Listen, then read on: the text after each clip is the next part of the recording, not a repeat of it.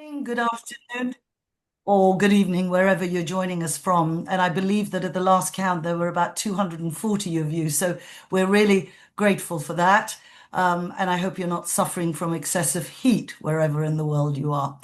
On behalf of Make Mothers Matter, I'm delighted to welcome you to this official side event of the High-Level Political Forum on Sustainable Development. And we have titled our event Rethinking Cities Through Care, People, Planet, and the 2030 Agenda.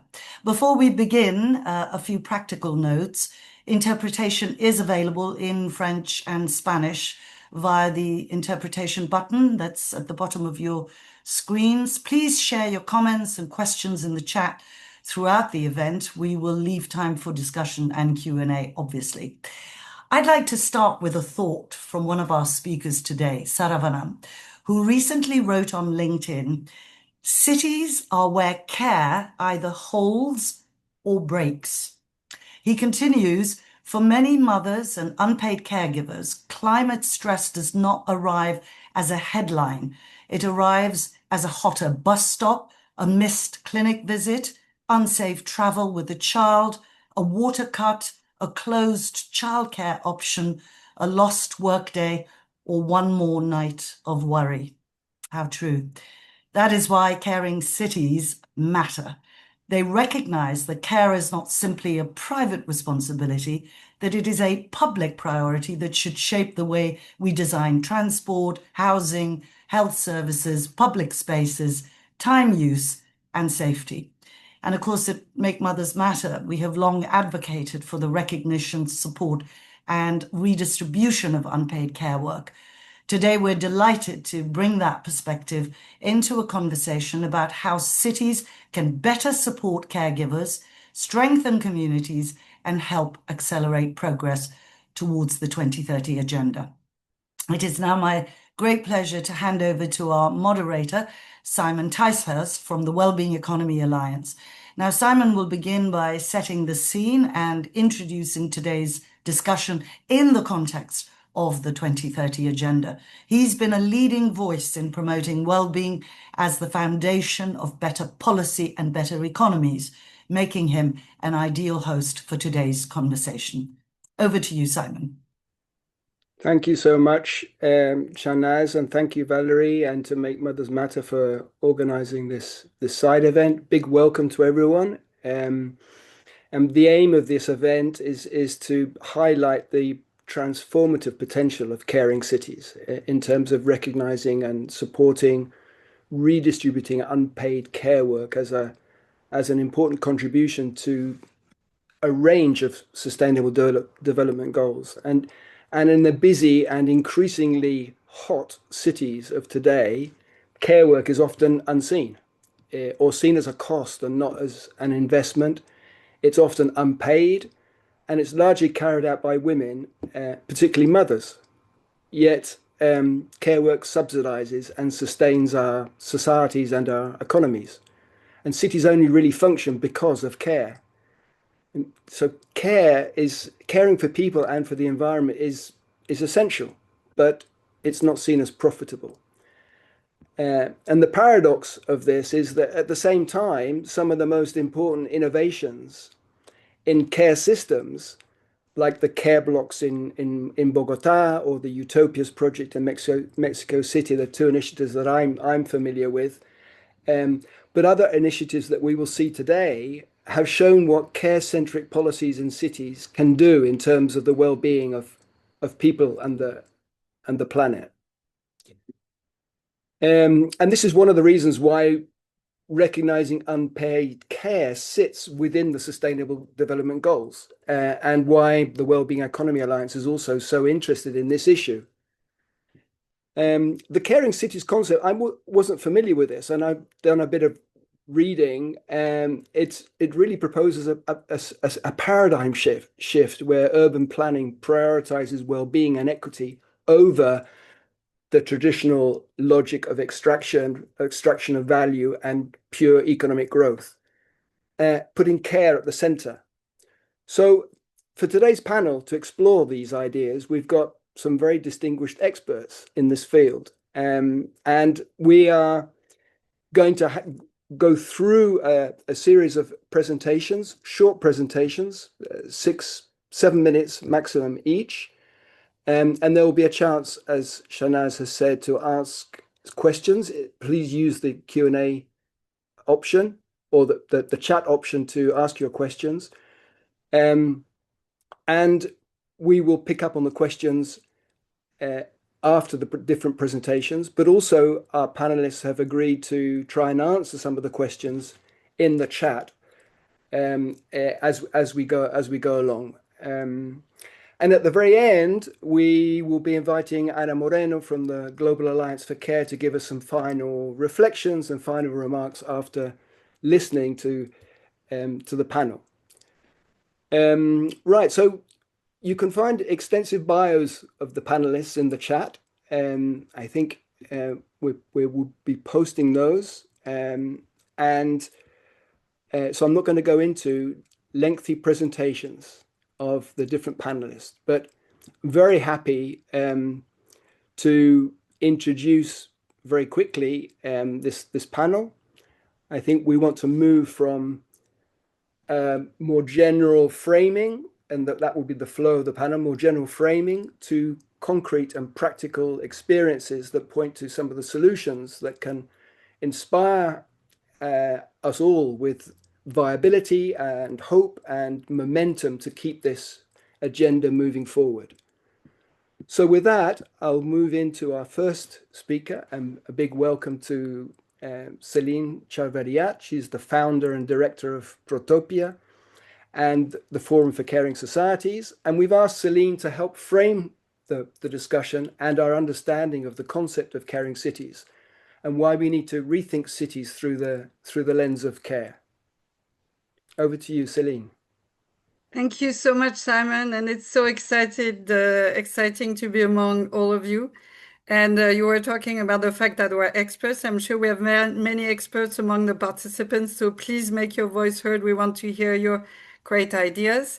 So I will start with a quick introduction to the concept as I understand it. I represent Prototopia. Our raison d'être is to imagine near caring futures. And next slide, when we approach this question of care, and I'm not sure you can see, yes, we see there's a triple crisis. We have a self-care in crisis. You have human collective care systems under pressure and putting a lot of pressure on some individuals in particular, including mothers, first and foremost. And we have a careless neglect of non-humans in the living world. And all those crises are clashing within the city context, where you have half of the population. Cities are massive contributors to GHG and the material footprint, specific vulnerability, for instance, with the urban islands of heat. The pollution is omnipresent, including light and noise, something that people don't always think of. And you have also intersectional inequality and many unmet care needs in many cities of the world that range from childcare to access to green spaces. So next slide, please. So, therefore, what could be a solution to this? There's a need to nurture and repair relationships to preserve the inhabitability of cities, which means conceiving cities as shifting webs of relationships, humans, but also with the non-humans, the animals, but also the elements, the water cycle, the heat, the day and the night, thinking of relationships as the primary unit of analysis, design, and accountability for public policies, and also a litmus test of what could be successful transition pathways in mobility, nutrition, housing, and leisure. If we repair relationships to self, to others, and to the living world, we stand a chance to live in a caring futures. Next slide. So the solution, and that's what's really exciting, this is a solution that is bottom-up, that originated in the Global South. It's truly an agenda of the people. It started in Latin America, as Simon said. It identified unpaid household work as a root cause for the care crisis. You had avant-garde labs such as Montevideo or Bogota, and now you have dozens of cities that claim and use the concept. And what does it mean? It means to really think of interventions on the environmental side, climate resilience, nature positive cities, as a health and social intervention. It means designing urban spaces that repair the social, ecological, psychological harms that people and communities have experienced in the last 30 years, specifically with the rise of neoliberalism and the lack of access to care. It also means using participation to define what care means. And it's already been mentioned, thinking of time as a key lever. Time poverty is one of the biggest drivers of unwell-being, so to speak, because people have no time to care for self, for others, and the living world. So, next slide. I wanted just to talk very quickly about what I'm doing in Montpellier in the south of France with the students I work with. We imagined Montpellier as a caring city in 2036, where inhabitants would have greater time affluence, so time wealth to care for themselves, for others, and the living world. And you can see the number of policy proposals that the students came up with that go from educating children to time to the 4-day week as proposals for people to live in a wealth of time. And then I'll finish with this last slide as really a message of hope that the momentum is building. Just a few weeks ago, there was the Congress of the United Cities and Local Governments, which represent 240,000 local governments, so 5 billion people in total. And I really encourage you to look at the report they've just put out. And the principles: care is a need and a human right. Care is everywhere, from people to public services. Caregiving is important work. It should not be invisibilized. And it's important for life now and for people in the future. And if you're really interested in discussing these issues further, specifically the interface between humans and nature and how we use this interface to build more caring futures, please join the Forum for Caring Societies. And you can see here on the slide how to join it. We would love to hear from you. Thank you very much. Thanks so much, Celine. That's such a helpful framing, and looking at the different dimensions in terms of self-care and care systems, but also care of the wider ecosystem on which we all depend. Now, going to move quickly to Ayşe Goç. Welcome, Ayşe. Ayşe is from the Marmara Municipalities Union in Turkey, and she's going to help us understand this concept of caring cities from a feminist perspective and how this can support unpaid caregivers. Thank you so much. Thank you all for organizing this event. I don't want to waste any time and be quick. So when we look at the care, we actually see a really double bottleneck. First of all is, as Celine said, the care work is mostly undertaken by women, and it's also associated with motherhood, compassion, sacrifice, and closely shaped by gender norms. And secondly, it's also unpaid. Even if it's paid, it's low paid or lack of social security or informal. So this creates a clear plus dimension. And when we look at cities are where care happens. When care is treated as a market commodity or a private family issue, it deepens both income and gender inequality. So this is where cities become particularly important. They are key actors in building more gender equal, inclusive and resilient communities. So through the local care policies, municipalities can transform care from a private responsibility or a family issue into a shared public responsibility. And since the municipalities organize the spaces, services, and everyday routines that determine whether care is accessible, invisible, shared, or unequal. When we look at some good examples, currently we published a local government's care policy guide. we can share it with you, and we can see that there is like a few highlights that government should apply as a care policy. First of all, could be the proximity of the care services. So the municipalities should plan a care infrastructure based on the proximity so that people can access child care, elder care, or other sports without facing time poverty or spending excessive travel times. And when I try to think about what should a policy be like, I see two different things. One is transforming gender norms, because expanding services alone is not enough if care continues to be seen as a woman's responsibility. So if local governments want to play an important role, they need to make awareness campaigns or father-child programs, which we see in some of our member municipalities. Maybe parenting workshops or inclusive communication workshops to support caregivers, and maybe using the language as not sport for mothers, but sport for caregivers to share this responsibility.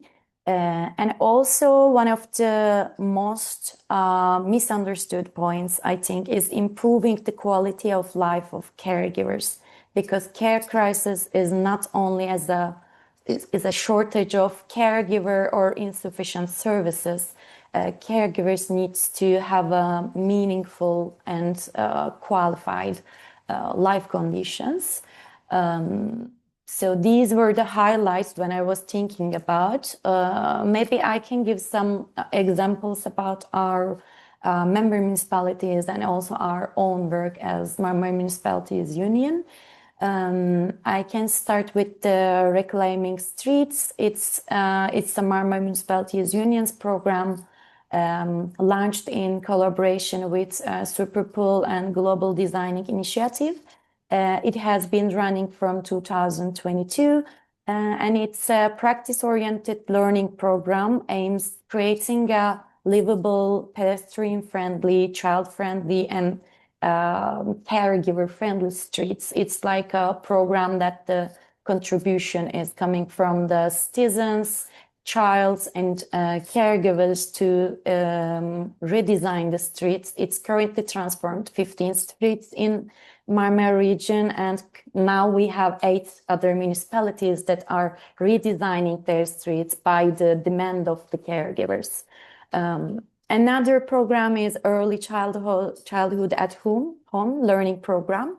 It's actually an extension of One Leer Foundation project in Turkey, Bebek 95. We are in collaboration with them. And MMU delivers family-centered early intervention programs to the municipality practitioners, so they can make home visits and they can support the children growing up under poverty risk. Also, lots of examples are in the guide, but I have some. I'm really fan of the Beşiktaş Municipalities gerontological architecture services. They offer safety enhancement at homes, like removing thresholds, adding grabbing bars in the bathrooms for elder people.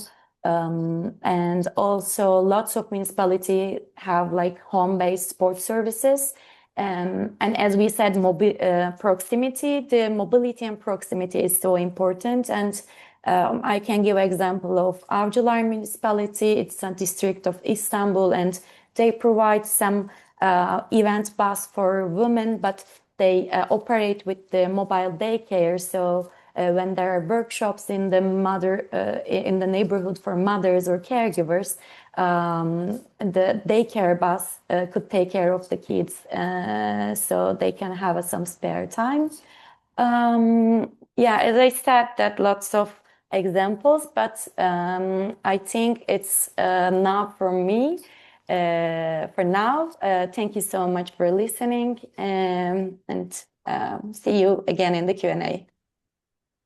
Thank you so much, Ayşe. And Shahnaz has been sharing some of the links in the chat, so you can find more information about these initiatives. And you know, building on the mention of early childhood, Ayşe, we're going to move now to welcome Victoria Chavez from the Van Leer Foundation, and she's going to bring another lens, a different lens, and share what designing cities would look like through the eyes of a 3-year-old, I believe. So over to you, Victoria. Thank you, Simon, and thank you, everyone. It's a pleasure to share this discussion. And yes, as you mentioned, today I want to bring you also a little bit of this intersection. And when we are talking about early childhood development and the really the fundamentals of beginning of life and supporting young children, we really need to think about our caregivers and how acknowledging that a child can go from 0 to 5 as far as where a parent allow and where a parent can support that journey, right? So let me share my screen to walk you a little bit through that why from our perspective, but also a little bit of the how that we see that it's possible to do in cities when we're taking this lens. Please let me know if you can see my screen. Can see it. Yeah, great. So we really start with this question. If you could see the city at 95 centimeters, that is the average height of a healthy 3-year-old, what would you change? And this is really an invitation to all of us, designers, architects, urbanists, but policymakers and city makers in general, to start looking at the city differently. And that doesn't mean necessarily changing a lot of what we do, but that means that we have a perspective change and that things at a different height are looking very different, where those tiny people that we're designing for are the ones whose brains are developing the fastest in our cities. So the reason why we do it is really because of brain development at early childhood, the scale of the problem, really the amount of children that we have in our cities, bordering 500 million in vulnerable situations. And also a number that I like to give is when you think about young children and parents of children 0 to 5 in cities, they average 30 to 35%, which doesn't make them a minority anymore, right? It's a high number that we need to serve. And of course, that the biggest case of investment in early childhood, thinking of the potential of return, but also the risk of not investing, that it's very high numbers between $1 invested in early childhood programs, a return can be as high as $17 back. Therefore, the Urban 95 approach that maybe some of you are familiar really tries to think about this kind of two areas. What can we do for young children, for babies, for toddlers in terms of services and healthy environments, but also how can we support caregivers and family-friendly urban planning in that journey? Because, and I will share a bit of evidence, and I'm happy to share the presentation later, but because we really know it's very clear now how environments shape us, how environments allows actually the collective efficacy and accessible spaces support growth and support robust development, but also how challenging spaces, especially at neighborhood scale, with high levels of violence, with poor community cohesion, with environmental hazards, can really disrupt the brain architecture, but also all the psycho-physical development of a children and a family as a whole. But when talking about children, we also, and as I said at the beginning, we really need to start thinking of who cares for them, right? Who is the one in charge of the mental load of those journeys, of bringing solutions and figuring out how to navigate cities every day. And we definitely haven't designed the spaces from that lens. Cities well thought maybe in a very specific work kind of environment and mobility, whereas now we see this very strong shift to talk about care, right? Care in cities, mobility of care, proximity of care. What does it mean to grow and to care for a child in a city? Is really transforming how we think about particularly caregiving. First of all, acknowledging that if a parent is okay, the impact on child development is very strong. Mental health of parents is a key determinant of early childhood development. Psychosocial well-being of parents are a strong develops a strong social competencies in children, but also issues as maternal isolation or postnatal depression pose very high risks also in delays in development for children.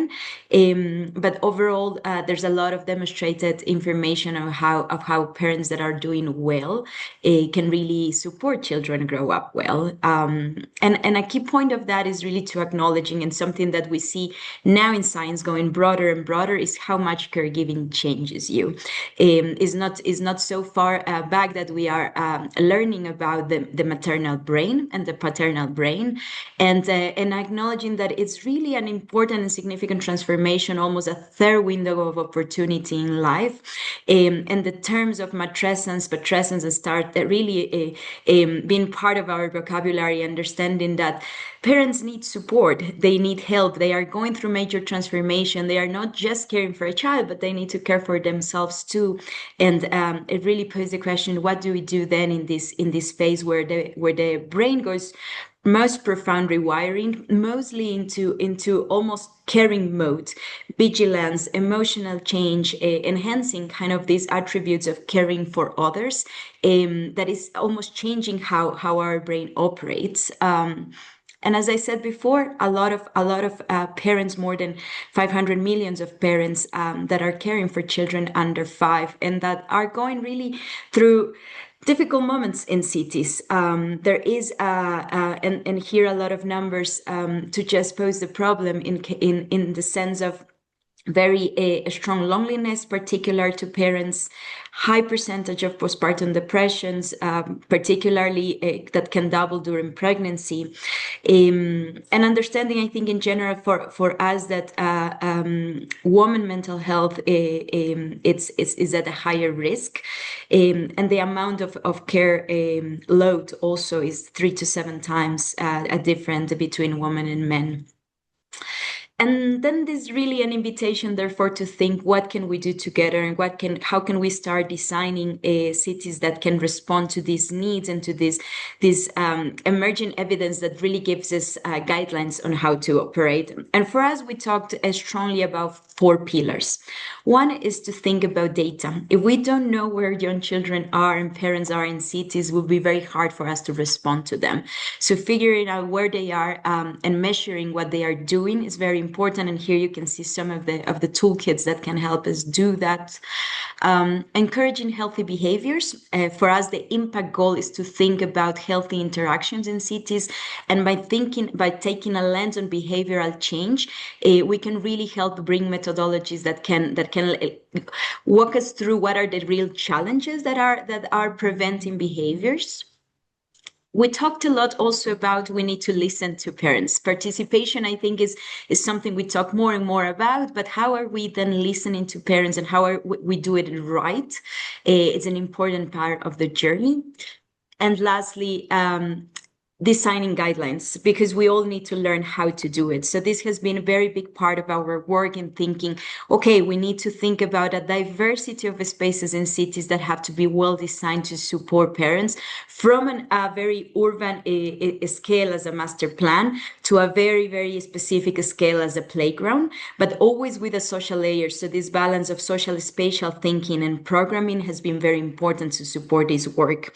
And quickly to close up, to give you just some visuals of ideas of what are the things that we can do that are simple but very relevant, and not just for parents and your children, but also for communities come together, which is really thinking sometimes not about just the physicality of changing a space, but how to program spaces that can bring different things, how to rewire nature in spaces where children spend the most time. how to bring design that actually can be more sustainable and that can kind of blend with communities at different levels, but also how to find the spaces within current services that already exist that can really support that growing journey, but that can be also comfortable spaces for parents to meet other parents and to support that child growth. So yes, I think overall that's the key message I wanted to share with you today, and looking forward to any questions. Thank you so much, Victoria. That's a wonderful invitation to look at the diversity of perspectives in terms of caring cities and particularly for future generations. So we're going to move on now to a very concrete example of what this looks like in practice, and we're lucky to have Gemma Parera from Barcelona, and Barcelona has become a kind of an international reference for care-centered urban policies, and she's the technical advisor from the Barcelona Provincial Council on sustainability, life cycle and community care. And she's going to share the experience and some of the lessons from the policies and practice in Barcelona. Over to you, Gemma. Good afternoon, and thank you for inviting us to this panel. So yes, I'm going to explain you what we are doing in Advocacy Barcelona regarding caring policies, and especially supporting caring municipalities. First of all, let me introduce you what Advocacy Barcelona is, because we are a supra-municipal entity. So our goal is to support the municipalities, the 311 municipalities of the province of Barcelona, with financial, technical, legal, and training resources. So services can be provided with more quality, and promoting also innovation, territorial equity, and networking between municipalities. So we have been developing, implementing different services, care services such as respite services, which provide temporary care for people with dependence and people with intellectual disabilities, so children with intellectual disabilities, so their families, especially their carers, which are mainly women, can have time for themselves.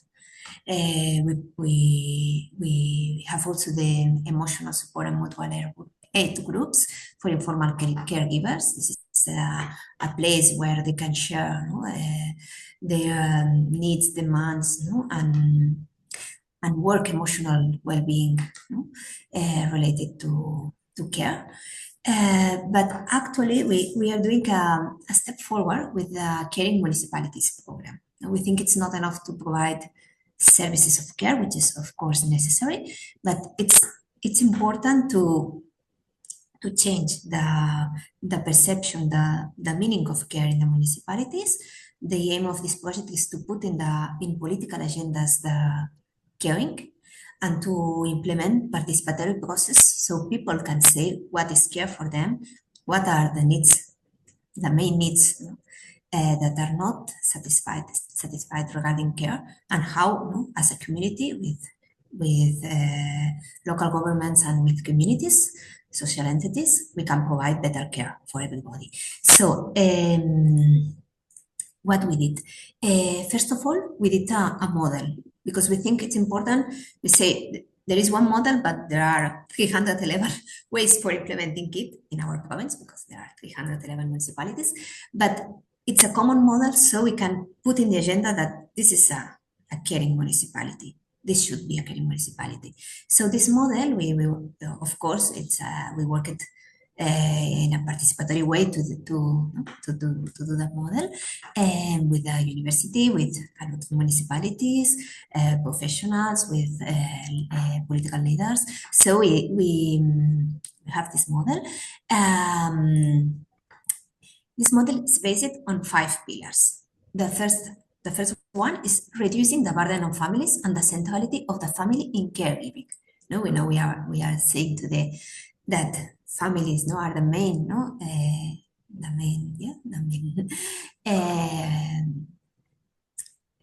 they have the main responsibility in caregiving, especially women.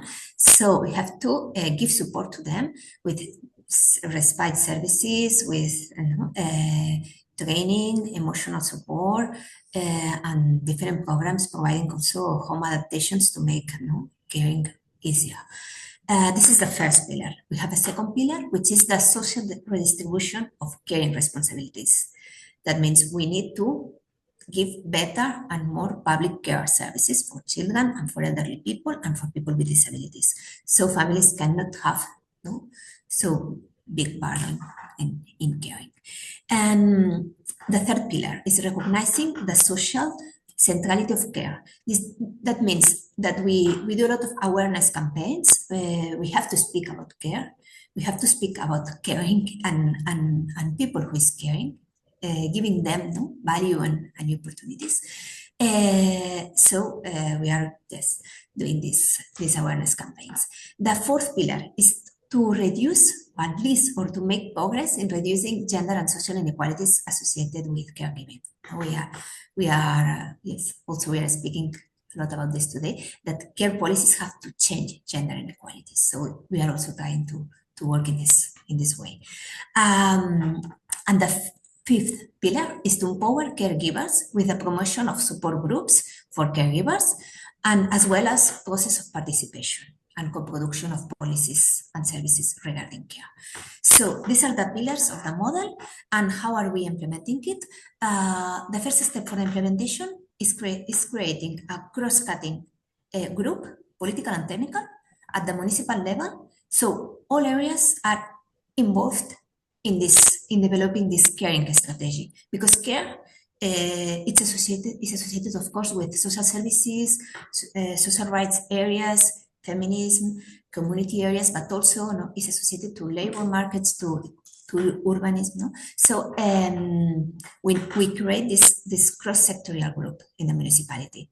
Then we do a diagnostic to identify the socio-demographic trends, and also a map of resources, of programs that are actually in that municipality that are working.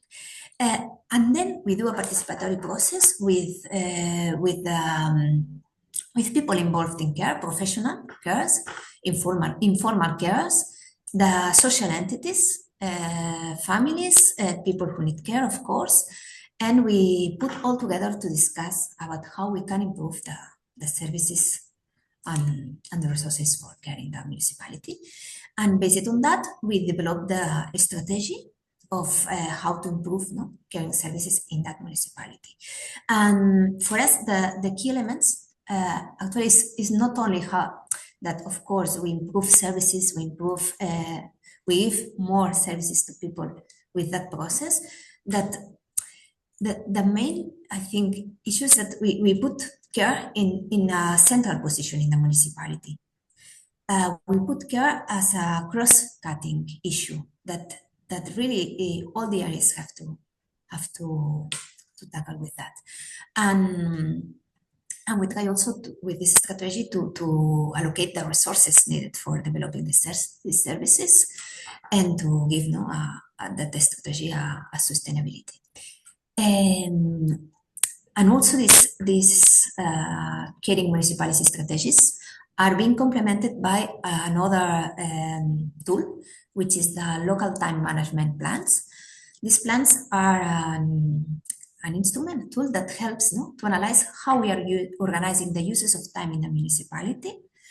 So we can provide right to time for all citizens, especially women, which are the main affected by time poverty. And then we do a similar process with a diagnosis on how time is used in the municipality, what are the main challenges regarding time, uses of time, and what policies can be made for improving that. So we also create another cross-sectorial group, which is also related with the first one. And we develop this diagnosis and this policy plan or working plan. I think we have to wrap the time. I'm running out of time. Yeah. Yeah. So I'm finishing. So yes. I presented you the two tools I wanted to explain you, and it's useful for you. Thank you so much, Gemma, for sharing that experience and for reminding us of the importance not just of policies but also the need for a cultural mindset shift in terms of gender inequalities and stereotypes. We're going to move on to welcome Rachel Castleberg. Rachel is the project coordinator with Mother Centres International Network for Empowerment, and is going to share about the experience of mother centres as a key element of caring cities. Welcome, Rachel. Thank you for having me today. So the first question, which is one I often get and our organization often gets, is, why are community spaces like mother centers and community centers important when there are, a million other draws on municipal resources? How is this not just funding women who want to get together and drink coffee? And what we say to that is that while it's very difficult to measure trust and connection, it's not a physical variable that has specific units. It is the root of a functioning democracy. And these community spaces are places where we can meet um, uh, diverse people who are different from us, but also gives us the opportunity that we all have essentially the same needs, um, and especially as parents. There are so many things that, parenting has that are universal across the experience, and it can really give you an opportunity to see the people that you share a community with, uh, and um, really give you a chance to interact with civic society and begin practicing democracy on a micro level. Next slide. And so the way mother centers can strengthen social cohesion is basically by giving an alternate view to women, removing them from homogenous communities, removing them from online echo chambers, giving them the chance to see people one-on-one and have face-to-face experiences with new and different people. And that is not to say that, online communities and homogenous communities don't have a place in urban settings, but these community spaces are where um, people really have a chance to be involved in civic society, and be exposed to new ideas of what it means to be a citizen, and find out what they really have in common with others. And one of the unique aspects of the Mother Center movement is how it makes these community spaces accessible to women with children and parents with children, where, it's often difficult to go to a town meeting with small children and still be able to participate. Um, you don't want your children to be loud. You don't want them to interrupt. There's nothing for them to do. They're running around distracting people. Uh, Mother centers give mothers and parents a chance to practice micro democracy while having their children with them. And so that makes it all more accessible.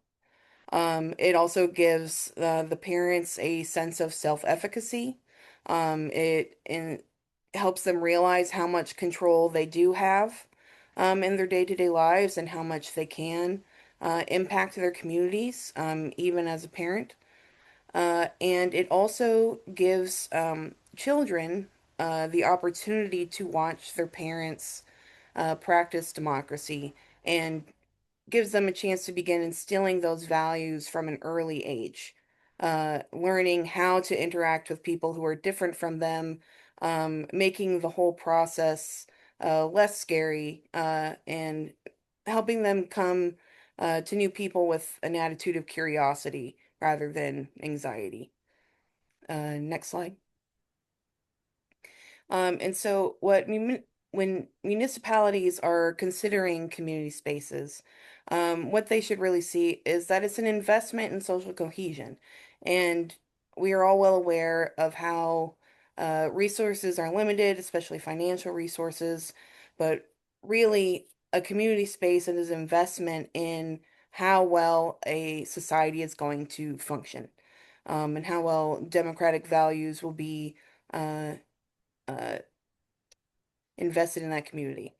And it's also an opportunity for municipalities to connect with grassroots members of the community as experts in their own experience, and allow them a seat at the table in creating communities that work for them, rather than communities that have been designed for them, and give them a voice in how things are designed.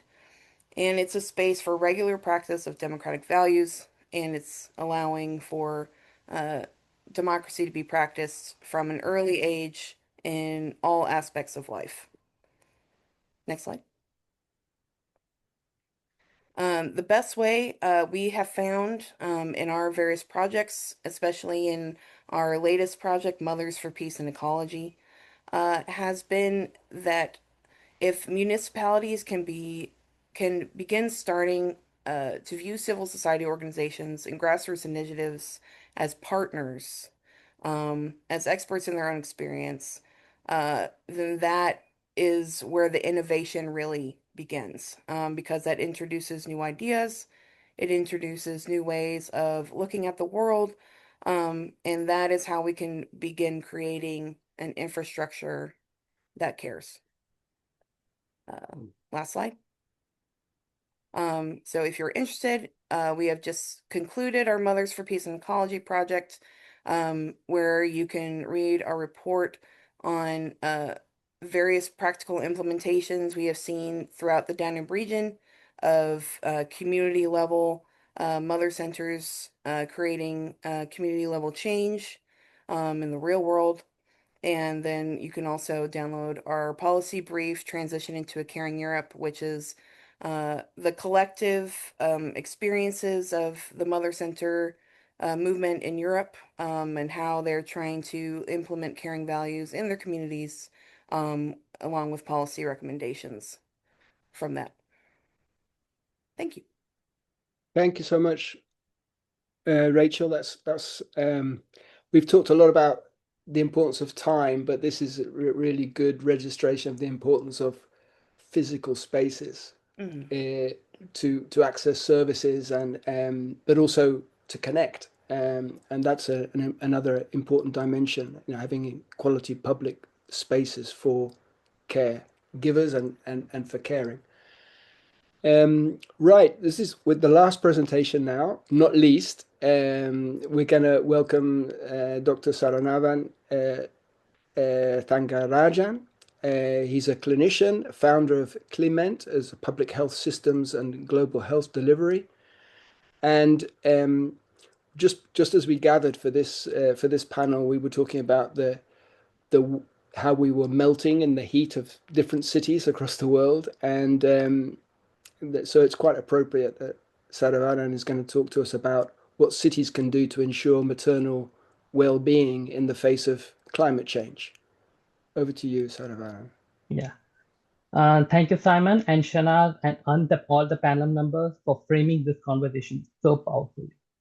So the one thread that came through clearly today, care is no more a background work. Not no more, it is not a background work. It is a basic infrastructure. So I want to bring that into the climate change through one simple image, which I want to share here. In a recent joint policy brief with the Make Mothers Matter, there was one specific story of a new mother who was in extreme heat, who was trying to cool her newborn child in her very own home, which they had barely any air conditioners, and fan was literally not functional with power cuts.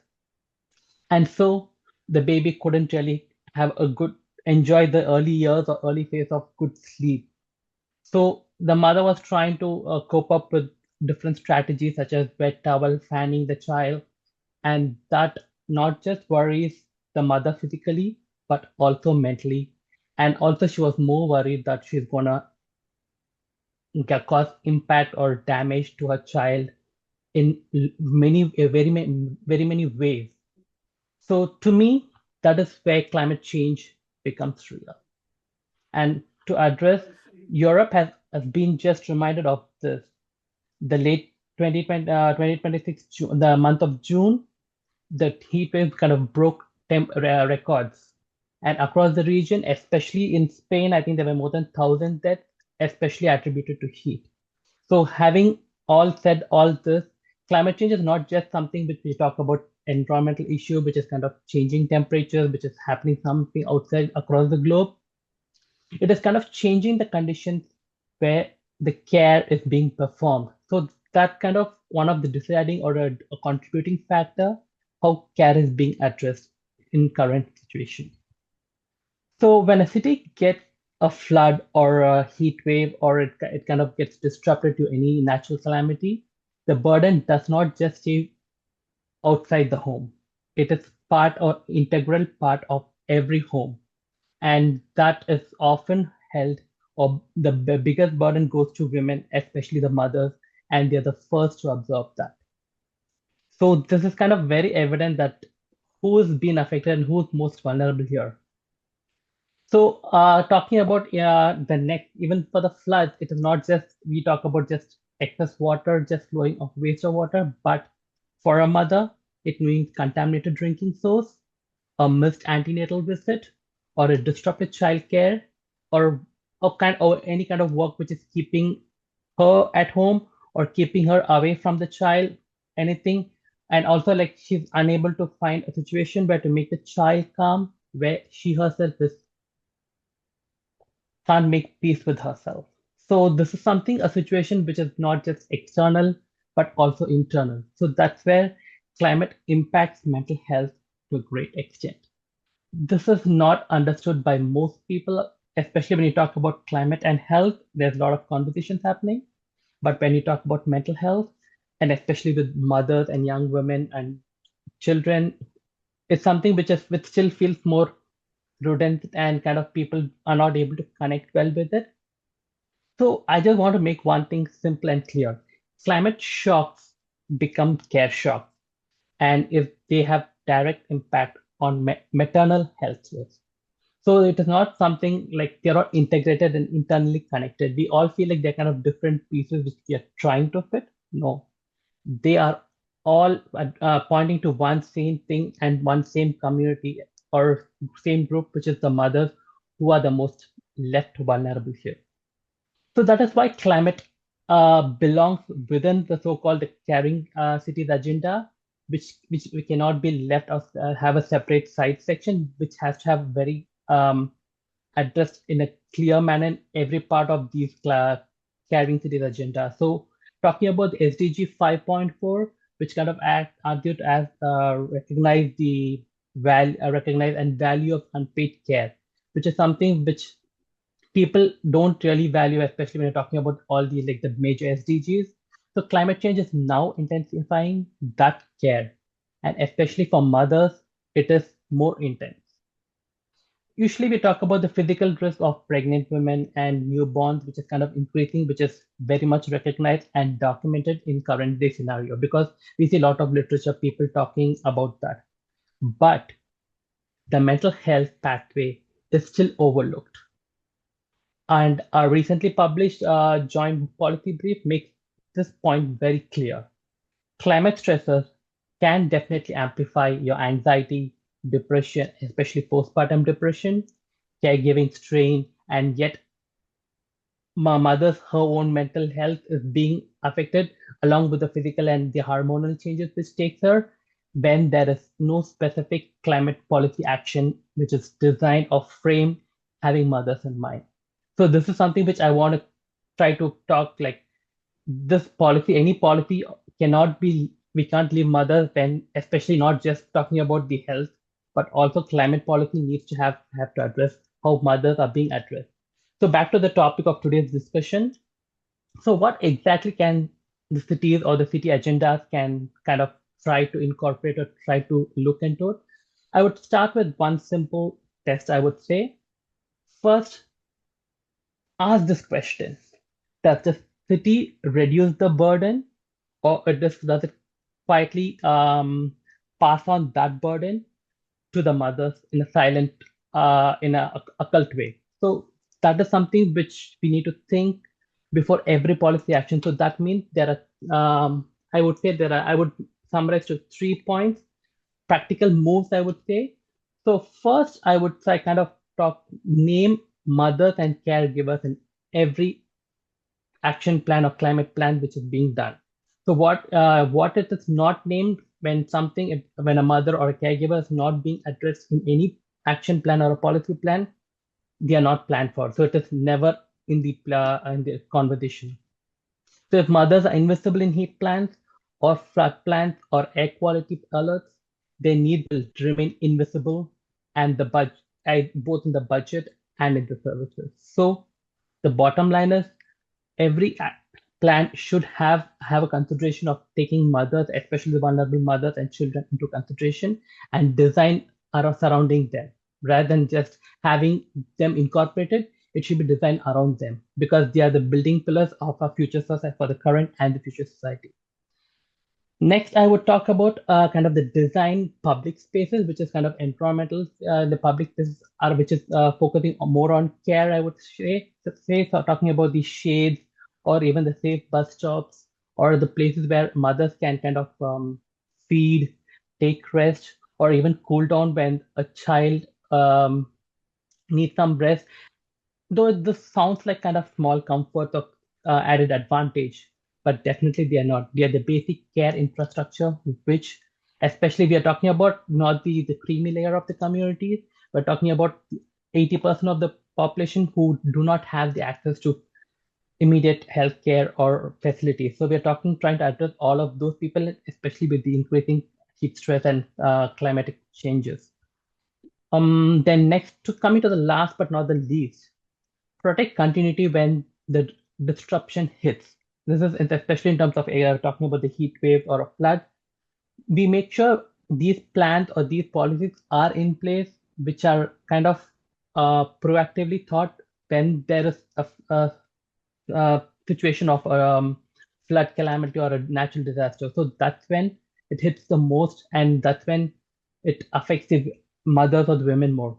For example, when the school kind of closes, when the clinic is shut down due to floods, or maybe a transportation failure because of floods, or due to water stagnation, or due to some kind of global geopolitical situation, the mothers should not be left to handle all by themselves. That is what a proper policy action city plan should matter. So cities need a backup childcare and a clear maternal health referral path. So my practical recommendation is very clear. Have a care impact test for every city plan. So any plan, make sure there is a proper care impact to it. And just I would like to thank everyone and the panel and Make Mothers Matter for giving me this opportunity. And just one line, a climate resilient city must be a care resilient city. Thank you. Okay, thank you so much, Saravanan. Thank you for bringing that,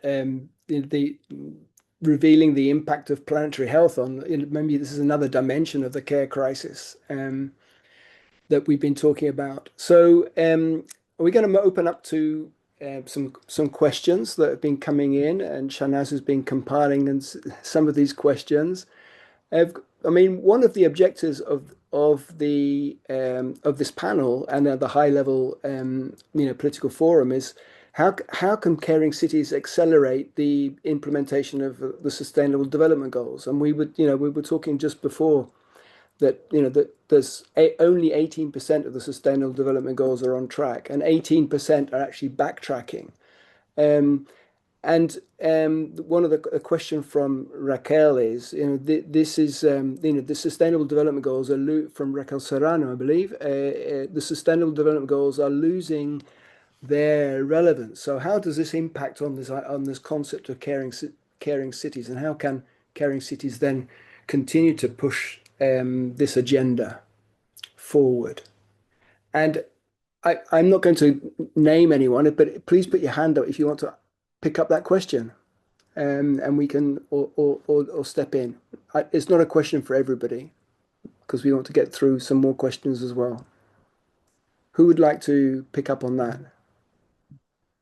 Celine? Yeah, Celine, thank you. Well, I think it's really an opportunity when we approach the discussion of the post-2030 framework to put care really at the center, because care is there in very small bits and pieces in the SDG agenda. And I would say that, yes, the SDG agenda is losing momentum in terms of how it's labeled and how it's portrayed in international circles. But if you see all the cities and all the programs and all the projects on this call, we're not losing momentum, right? So I think it's also for us to make our voices heard, that the people agenda is a care agenda. It needs to be at the center of the post-2030 framework, because I'd much rather have lots of projects and initiatives than wonderful SDG progress report that don't reflect reality. So we have the goods, we just need to sell them.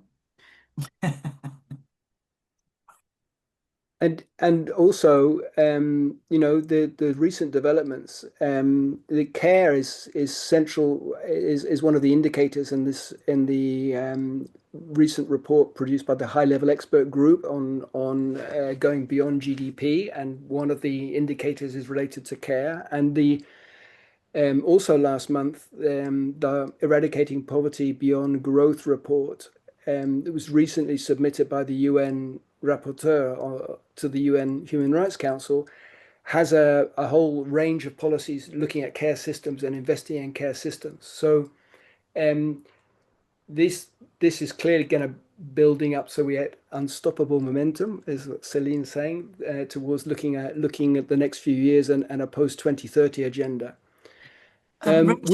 Rachel's got her hands up, Simon. I think she might want to quickly get a word in before we move to the next question. Rachel, yes, please also come in. Thank you. Sorry, if we need to move on to the next question, that's fine. But just in response to that, I think that there is much more work for individual women to do, and individual caregivers to do when they are working in isolation. And so when they find community, they suddenly find themselves with more flexibility and more opportunities to use their full skill sets and participate in civic society. I think about my family going on vacation with another family, where both families are 2 parents and 2 kids. So the ratio of adults to children is the same, but it becomes infinitely easier to take care of the children when there are 4 adults and 4 children, because we have much more flexibility in how we can distribute care tasks and other labor once we form even this just little mini bubble of community. And I think when we are taking care of parents and caregivers and children, that opens up so many people to invest in civic society in a way that they could not before. Absolutely. Thank you. Thank you, Rachel. As one of the, actually another comment in the chat in terms of, you know, before parents gets home to the children, they're worn out from traffic and distance and sometimes miss their children's bedtime. You know, that the challenge of just trying to do multitask things in the very demanding cities. Did you want to come in as well, Saravanan? Yeah. So just trying to address the previous question. The risk of GDP SDGs being too abstract is that we need to make them concrete again and again, reinforcing them by showing that health, gender equality, climate resilience, unpaid care all meet at one place, and that is kind of a day-to-day life of every family. So we need to ensure like this is really heard, and this is not something, as I already mentioned, they're not disconnected pieces which we're trying to fit. They are all addressing to one same thing, but it is the perception or the view how we understand and how we kind of try to address these SDGs. We just naming as number 1, SDG 1, 2, 3, but they all are interconnected. Everyone would agree. But we're just trying to give them a different dimension to it. Yeah. So we need to make sure we see how they're all interconnected. Thank you. Thank you. Yeah, I mean, and there's another good question in the chat related to the how we integrate nature as part of caregiving. I mean, more broadly, but also in modeling child growth. Is there anyone would like to pick up on that question? I think Victoria should pick up on it from the Van Leer Victoria, family. yes. Yeah. Yes, thank you, Shanaz. Thank you Are for you that. happy to answer that, Victoria? Yeah.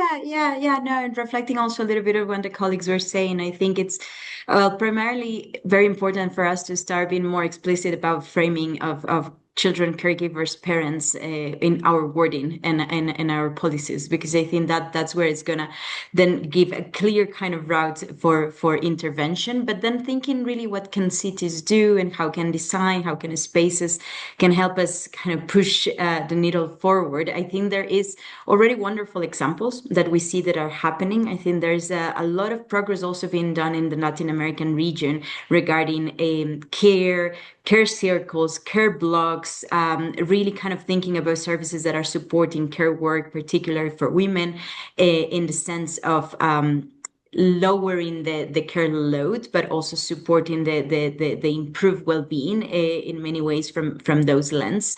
So I think overall kind of this integration of thinking how spaces for gathering, for meeting, for reducing loneliness in communities are our pathway to think of interventions and projects physically and socially. But also the other pathway that we are looking a lot into and what can cities do is how can then cities reduce mental load when we are thinking about well-being. So a little bit of this kind of two angles on loneliness and mental load, and start thinking what are the ways that we can start responding to specifically to that. And when we're talking a lot about mental load, for example, we have mapped different stressors that cities create in parents. One to be, for instance, pickup times, right? What school pickup times mean and look like for different stages of childhood and for parents. In many cases, to give you a clear example, some woman said that even though I'm not the one picking up, maybe my partner is picking up the child, I still have to plan how. I still have to plan the food that will go with it. I will still have to think about it. So how can we start thinking kind of systemically? And I know a lot of colleagues have talked about that kind of gender balance and ideas, but how can then cities and how we design these spaces, these pickup spaces, and an easy response can be, let's have an area where there's food or where there's space to sit or where like all these needs are a little bit respond to, so that for parents it's easier to navigate and be around. And like that, I think there's a variety of examples that can also help us mitigate some of those stressors. Thank you so much, Victoria. Are there any other questions, Shanaz? Just quickly, I think we covered some of the questions that came up, and I'm wary of time now. I wanted to give a chance to those that haven't been able to respond a little bit before sort of wrapping up and handing over to Anna. Is it, if maybe following on from Victoria's invitation to see cities from different eyes, and make this idea of this concept of caring cities very relatable for people. So how would people's lives change? How would people notice if a city was moving towards becoming a caring city concretely in their lives? So as an open invitation for anyone who wants to give a final word on that idea. Maybe I can jump in if that's Ayşe, good. please. Yeah. So I think like one of the probably first visible thing, if you look for caring city sign is you notice that the streets, parks, neighborhoods, and they're more inclusive of women, children, older people, and not just occasional users, but really active participant. And if it's something daily, I think I really think that there is a good way of being a caring city, and I really love to see that view. Maybe I can also quickly add. I think something that we talked a lot about and it shouldn't be overlooked is like this concept of a small act of kindness, and that we really need to start seeing the people that is caring in cities, so that parents are not walking around like ghosts, because that's how they feel, and that we as a whole need to start looking back and be like, where can I help? And there's very small things that we can daily do to support that burden. Thank you, Victoria. So I think we're out of time now for the questions, and thank you so much to the panelists for covering so much, both from the sort of the conceptual theoretical framing, but also the very sort of practical experiences of from different contexts, and different concrete and practical experiences. I think it's very clear that the importance of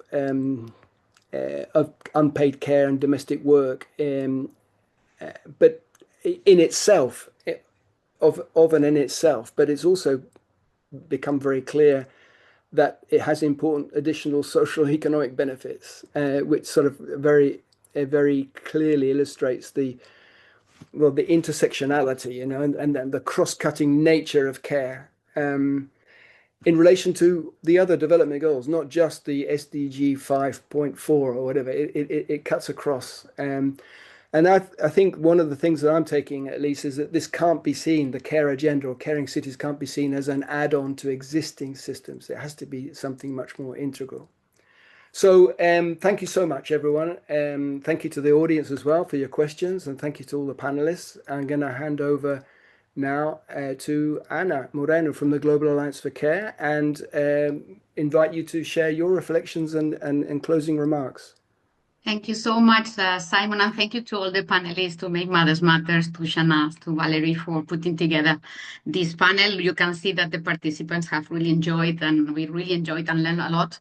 Obviously, a conversation to keep going, so much to discuss and to deep in and deep dive, but really grateful to have this space. Just to pencil some reflections, to be honest, from the conversation, but also from the dialogues and conversations that have been happening within the Global Alliance for Care, that, as you know, put together more than 350 members working in this overall care agenda ecosystem. So I would like perhaps to highlight a bit some reflections, and as I said, to pencil some of them. First of all, I obviously fully agree about the momentum of the care agenda. You have reflected about, for example, the UCLG, the United Cities and local governments leadership.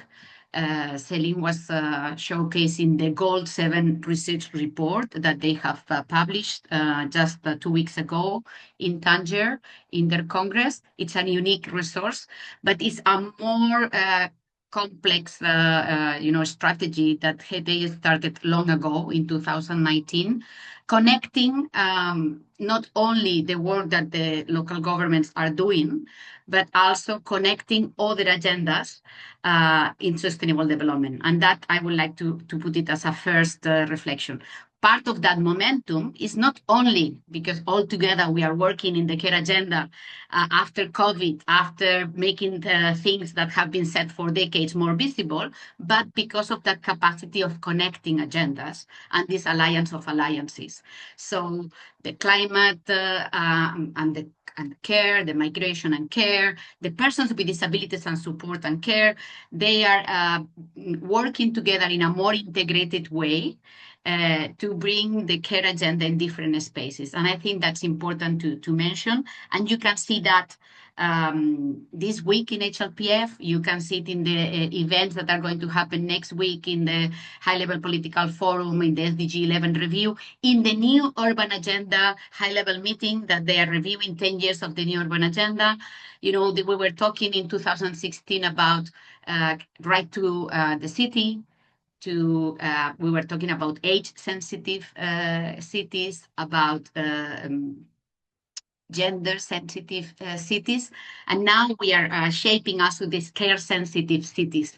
So I think it's a really interesting to analyze a bit that momentum and to understand that in a moment in which complexity and backlash is coming, we are finding the ways to connect, to amplify the conversation, to bring others, and to see where we can find the spaces to advocate together.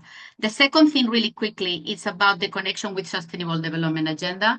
And this is something that Shahnaz said at the beginning, that Saravanan was also, it seems, saying, that it's about the battle of sustainable development will be won or lost in cities. That's something that in 2012, Secretary General of the United Nations at that time, Ban Ki-moon, was already saying, trying to connect what was happening in Rio +20 in 2012 with all the development agendas that were coming later, disaster risk reduction, Sendai, Paris, the new urban agenda. So it's a really interesting that, of course, it took time. It took time. I'm talking about 2012, but we are getting there. Our agenda is not that we are failing the SDGs, it's that it takes time because it's based in democracy, it's based in participation, it's based in consensus, it's based on occupying spaces that were not usually structured like that. So I think it's really important in answering that question. My last comment, because I know that we are last, my last comment is about the future.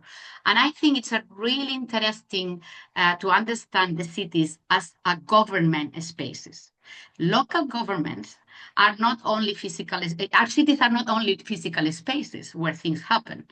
Legislation, planning, long-term planning, community agreements, consensus and compromise of different perspectives are there. And I think we need to ensure that even at the national level, when care policies are, approved or even implemented, that territorialization of the care policies are also considered. More to discuss, but really pleased to have this a few minutes to put a bit of reflections. Thank you so much, Shahnaz, for the patience. Anna, thank you so much. And yes, we've run over literally by a minute, so everybody has been extremely well behaved. Simon, you've got your hand up. I think you want to say something, but before I give it back to you, can I say a big thank you to you, Simon, for this wonderfully landscaped and organized moderating, really, and to hear your own personal thoughts on the topic. The conversation will, of course, continue. So thank you, Victoria, Celine, Saravanan, Gemma, Ayşe, Rachel, and thank you to everybody behind the scenes at Make Mothers Matter who have helped bring this event to fruition today. And of course, to this incredible audience. I haven't been able to keep up with all the comments, but we will have a recording of the event as soon as we've come up for breath. Thank you, God bless, and goodbye for now.